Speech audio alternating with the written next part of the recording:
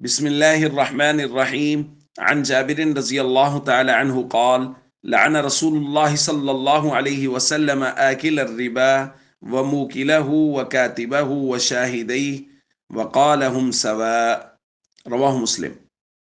حضرت جابر رضی اللہ تعالیٰ عنہ سے روایت ہے، فرماتے ہیں کہ رسول اللہ صلی اللہ علیہ وسلم نے سود کھانے والے، کھلانے والے، لکھنے والے اور اس کے دونوں گواہوں پر لعنت کی ہے، اور حضور نے فرمایا گناہ میں یہ سب برابر ہیں۔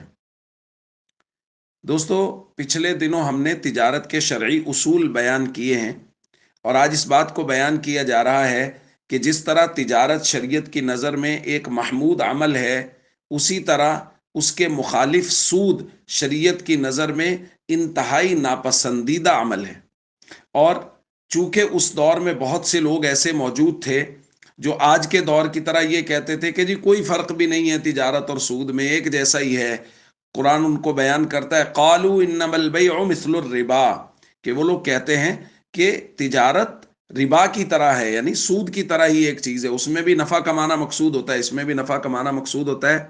حالانکہ شریعت کی نظر میں یہ دو الگ الگ چیزیں اور ان کے الگ الگ احکام ہیں، اور اسی آیت میں اس کو بیان بھی کیا گیا، احل اللہ البیع وحرم الربا۔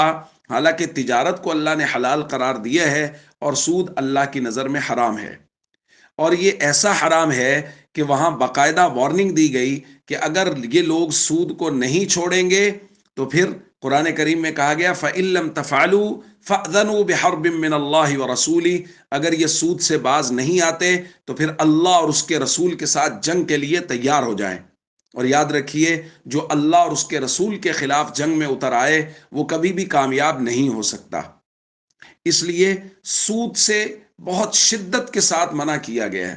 ہم سب کو چاہیے ان معاملات کو سمجھیں، علماء سے مشورہ کریں، خاص طور پہ ہمارے جو آج کل آن لائن بزنسز ہو رہے ہیں، اس کے اندر بہت ساری چیزیں قابل اشکال ہیں، تو اس وجہ سے اس میں علماء کے ساتھ مشاورت بے حد ضروری ہے۔ میں یہ قطعاً نہیں کہہ رہا کہ تمام آن لائن بزنس غلط ہیں، لیکن بہت ساری چیزیں ایسی ہیں جن میں اشکال موجود ہے۔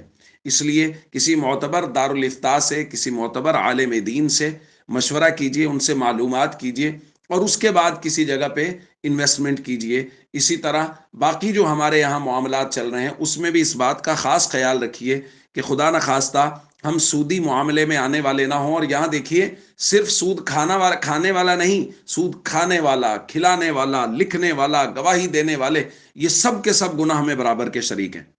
اس لیے ہم سب کو چاہیے سودی معاملات سے ہمیشہ بچنے کی کوشش کریں۔ السلام علیکم ورحمۃ اللہ وبرکاتہ۔